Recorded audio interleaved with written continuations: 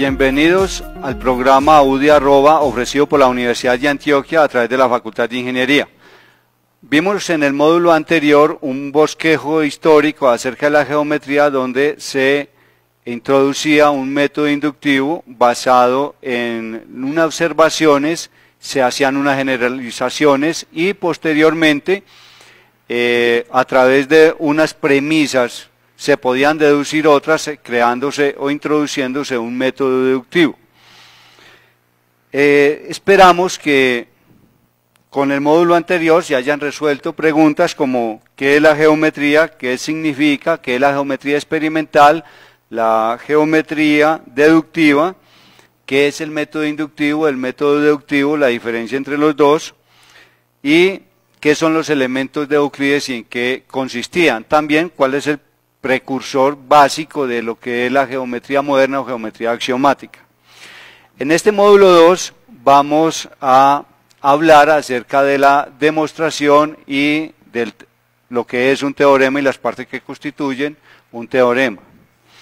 Empecemos diciendo que la demostración de una proposición es una cadena finita de transformaciones que se realizan mediante reglas lógicas y que se forman a partir de proposiciones verdaderas o supuestamente verdaderas y las cuales nos conducen a un conocimiento nuevo o a una proposición que era la que se iba a demostrar.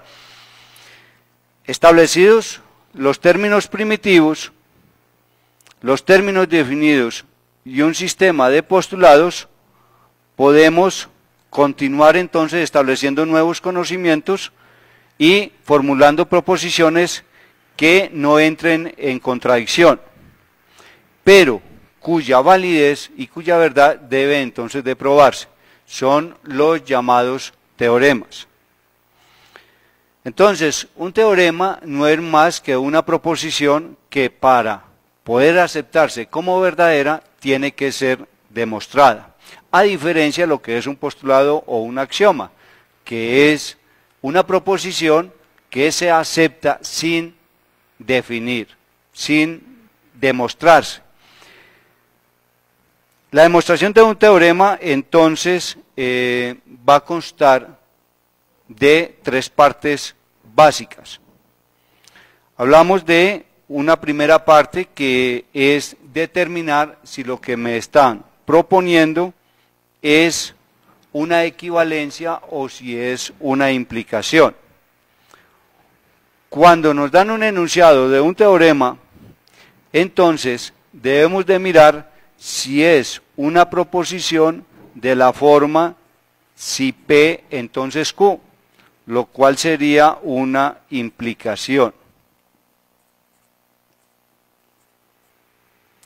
O si es una proposición de la forma P si y solo si Q, que es una equivalencia. Esta equivalencia la podemos entonces descomponer en dos implicaciones. Si P, entonces Q, y si Q, entonces P. Lógicamente, para que esta equivalencia sea una verdad, debemos demostrar cada una de estas implicaciones. Se llama el directo y el recíproco. Ahora, entonces, una vez identificado si se trata de una implicación o de una equivalencia, entonces debemos de analizar bien el enunciado que nos ponen o que nos proponen demostrar. También aparece una parte que son los fundamentos en los cuales se va a basar o nos vamos a apoyar para poder realizar el proceso demostrativo. Esos fundamentos pueden estar constituidos por términos primitivos, por definiciones, por postulados ya aceptados, pueden estar constituidos también por teoremas demostrados o por conocimientos que nosotros tengamos de otros asignaturas que nos permitan apoyarnos para desarrollar el proceso de la demostración.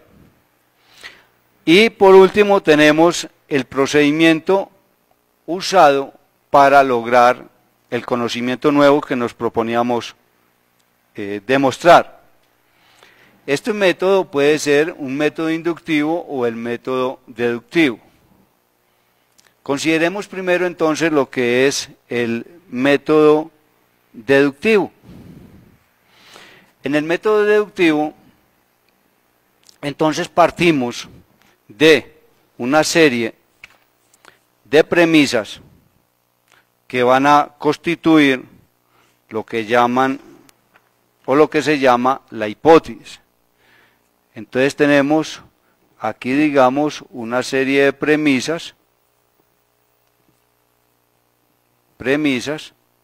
que van a constituir la hipótesis. Tendríamos aquí la hipótesis y luego tenemos entonces los fundamentos o conocimientos que vamos a tener presentes para poder llegar a desarrollar entonces el proceso y por último llegar a una conclusión que es la tesis, una conclusión. El desarrollo de ese método, entonces, van a estar interviniendo también unas leyes de inferencia lógica que van a permitir ir sacando nuevas premisas. ¿Cómo se puede organizar? Se puede organizar también, si aquí tenemos unas premisas, P sub n premisas, que van a formar la hipótesis, entonces, de estas premisas, nosotros podemos concluir alguna proposición T sub 1, ¿basada en qué? En alguna regla o ley lógica. O también, de aquí de esta podemos, o combinación de las anteriores, podemos tener una proposición T sub 2 que puede ser a través de un fundamento. Un fundamento, recordando que un fundamento es un conocimiento que se tiene ya de algo, puede ser teorema, puede ser una definición o puede ser algún postulado o término primitivo. Se llega mediante reglas o desarrollos lógicos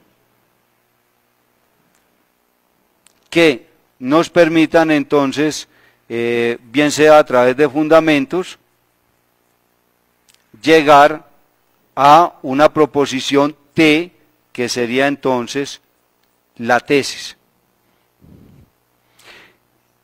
Esto siempre debe de ir acompañado de una justificación. O sea que podría ser un esquema de la forma, puede ser un esquema de la forma, digamos, afirmación,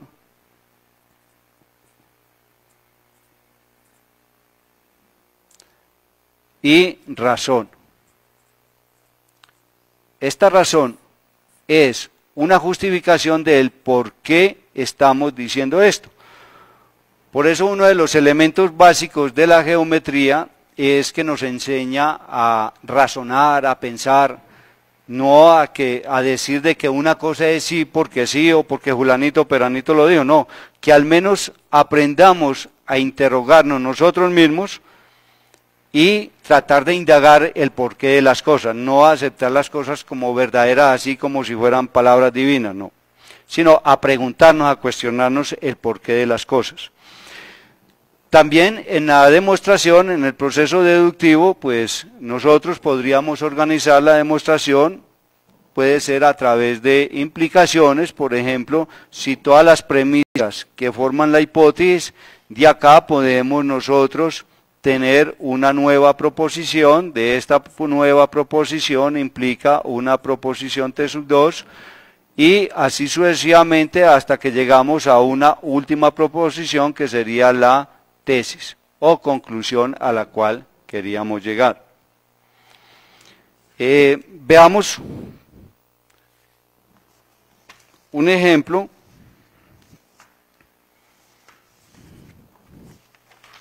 Si nosotros vamos a demostrar que el producto de dos números pares es otro número par, el producto de dos números pares es otro número par, entonces aquí debemos de conocer bien el enunciado. Primero debemos de saber qué es lo que nos están pidiendo. Por ejemplo, si X y Y son números pares, entonces lo que nos están pidiendo es demostrar que X por Y es un número par. Esto sería entonces lo que es la hipótesis y esto es la tesis. Ahora, como aparece si P entonces Q, esto sería una implicación. Una implicación. ¿Qué necesitamos nosotros conocer aquí? ¿Cuáles serían los fundamentos? Pues los fundamentos serían propiedades de números reales. ¿Por qué? Porque estamos trabajando con números reales, que es lo que nos están diciendo ahí. Por ejemplo, también, si nosotros vamos a demostrar que la suma de los ángulos interiores de un triángulo es 180, la suma de las medidas de ángulos interiores de un triángulo es 180. Entonces debemos de interpretar bien el enunciado. ¿Qué nos están diciendo?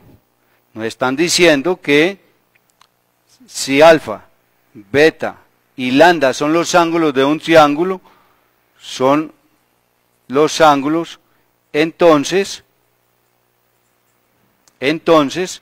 alfa más beta más lambda es 180. Tenemos aquí entonces también una implicación.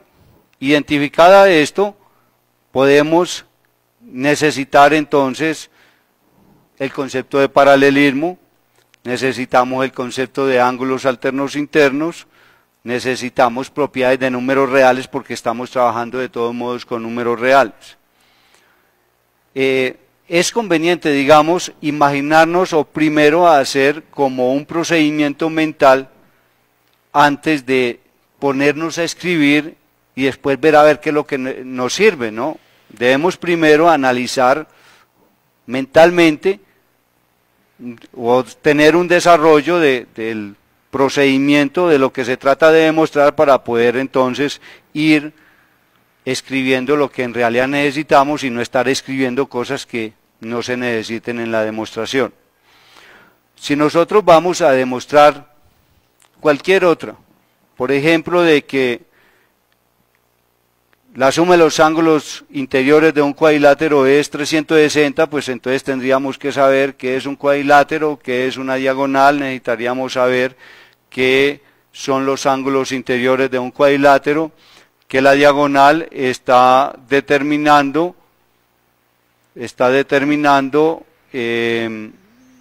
dos triángulos, y ya empezar a escribir entonces a redactar lo que es la demostración. Ya con esto pues tenemos, yo creo, que un concepto claro de lo que se trata de una demostración, cómo podemos bosquear una demostración, cómo podemos desmenuzar lo que nos dicen en un teorema o puede ser en un problema. Bueno, hemos estado hablando de los términos primitivos o no definidos, pero no hemos dicho cuáles son. Y resulta que son básicos para poder establecer postulados, teoremas o conocimientos nuevos.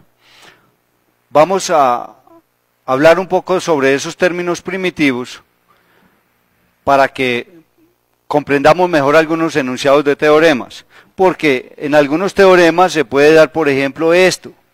Pero, ¿y qué significa esto? Entonces vamos a empezar con esos términos primitivos que son puntos. ¿Qué es un punto? Como eso no lo podemos definir, si nosotros en una noche estrellada miramos al firmamento, ¿qué vemos? ¿Sí? Vimos estrellas tan grandes o tan pequeñas, pero nos dan la idea de ¿qué? Nos dan la idea de un punto luminoso en el firmamento. Si nosotros miramos el sistema planetario, miramos los planetas como si fueran también puntos, qué tan grandes o pequeños nos sean, no nos interesan, pero los vemos como si fueran puntos. Si nosotros pasamos aquí, por ejemplo, y consideramos la pantalla, estamos viendo algo blanco. Esto nos está dando la idea de punto, pero no es en sí un punto, o este punto negro en medio de esta pantalla blanca. Aquí estamos mostrando un punto, no es la idea de punto, pero no es un punto. Cuando nosotros estamos escribiendo y nos dicen punto aparte o punto seguido, ¿qué hacemos? Marcamos con la punta del lápiz un punto, dejamos una huella. Eso nos da la idea de lo que es un punto, pero no es un punto, es una simple representación. Entonces, es algo que no se define. ¿Qué nos da la idea de recta o de línea recta? Estamos viendo en la pantalla algo que nos puede dar la línea recta, la idea de línea o de línea recta. Mire a su alrededor y ¿qué le puede dar la idea de línea recta? En su casa, donde esté. Puede ser el techo, puede ser el piso. Mire la línea entre dos baldosas, mire una esquina del piso con la pared. Algo que le dé la idea de línea recta. Pero ¿qué ocurre? Que la recta no está limitada por eso que usted está viendo. La recta es algo que se extiende indefinidamente, no tiene ningún límite, se sigue extendiendo indefinidamente. El plano, otro de los términos primitivos. La misma pantalla del televisor nos da la idea de posiblemente una superficie plana. Hoy en día hay televisores de pantalla plana. La superficie de la mesa, de un escritorio, de un piso, nos da la idea de una superficie plana o de plano. La misma hoja de papel nos da la idea de una superficie plana. Pero ¿qué ocurre? Que eso no termina ahí, es algo que se prolonga indefinidamente. ¿Hasta dónde? Sin límites. No sabemos hasta dónde se prolonga, pero nos da la idea de superficie plana. Hay otros términos que aparecen como términos primitivos y son el término, por ejemplo, entre, y observamos aquí este elemento redondo que está entre los otros elementos. Es uno de los términos usados por Hilbert y nos da la idea de estar entre. Ahora, esto que vemos aquí, ese puntico, podemos decir que está en esa línea recta que vemos ahí. Entonces hablamos de en, el término o esa expresión en. Aquí vemos un punto simplemente en el plano de la pantalla. Aquí lo vemos en la forma de un plano, está contenido en un plano, que es la forma como representamos un plano. Tenemos una recta, digamos, en el plano determinado por la pantalla y tenemos una recta representado en un plano. Esa es una recta en un plano. ¿Qué tenemos aquí? Tenemos la Tierra, la Luna y el Sol, no vemos nada de particular, simplemente miremos una línea punteada que podemos representarlo por la Tierra la podemos representar por este puntico, la luna por este punto que hay debajo y el sol. ¿Qué ocurre aquí? Que la luna está entre la Tierra y el sol. Lo mismo podemos decir aquí de este punto, podemos decir que este punto de abajo está entre la Tierra y el sol. ¿Qué pasa? Esto es la idea de estar entre. Es la idea del postulado primitivo o de ese postulado de esa relación de Hilbert. Es equivalente a lo que Euclides definía como el término de colinealidad. Pero entonces, cuando nosotros tenemos esto, lo vamos a representar de esta forma. O sea que podemos decir que tenemos la Tierra, tenemos la Luna y tenemos el Sol. En esta forma es que nos interesa esto. ¿Por qué? Porque nosotros podemos decir que para ir de este punto A a este punto B, nosotros pasamos por C, entonces podemos decir que C está entre A y B, pero esta situación geométricamente no nos sirve. Geométricamente solo nos interesa es cuando está entre los otros dos, en una forma, digamos, alineada. Vemos entonces cómo estas relaciones que establece Hilbert en realidad tienen sentido y nos sirven para establecer posteriores conocimientos y poder definir nuevos conocimientos y entrar a demostrar no solamente problemas, sino también teoremas nuevos. Cuando nos dan este tipo de enunciados, entonces ya estamos considerando eso de estar entre. Posteriormente vamos en el capítulo 2, que estaremos hablando sobre las relaciones de orden de puntos, volveremos a tomar este tema. Tenemos entonces lo que es resumiendo, tenemos lo que es una demostración, lo que es el teorema, las partes constitutivas del teorema, cómo podemos esquematizar una demostración, bien sea valiéndonos por un listado de proposiciones con unas justificaciones o a través de unas implicaciones donde unas proposiciones conducen a otras proposiciones hasta llegar a la tesis. Con esto yo creo que se resuelven las preguntas planteadas en el módulo donde se dice qué es una demostración, cuál es el esquema de una demostración, qué son los fundamentos en una demostración o lo que nos sirve para hacer una demostración y llegar a la tesis, qué es un teorema, de qué parte está constituido un teorema y cómo podemos llegar a la tesis descomponiendo ese teorema en sus partes, apoyado lógicamente en los fundamentos. Con esto entonces damos por terminado el módulo 2 y para el módulo 3 hay una serie de propiedades de números reales y de leyes de inferencia lógica que son las que nos van a servir posteriormente para demostrar algunos teoremas, algunas relaciones básicas y empezar a ir formando esos procesos demostrativos.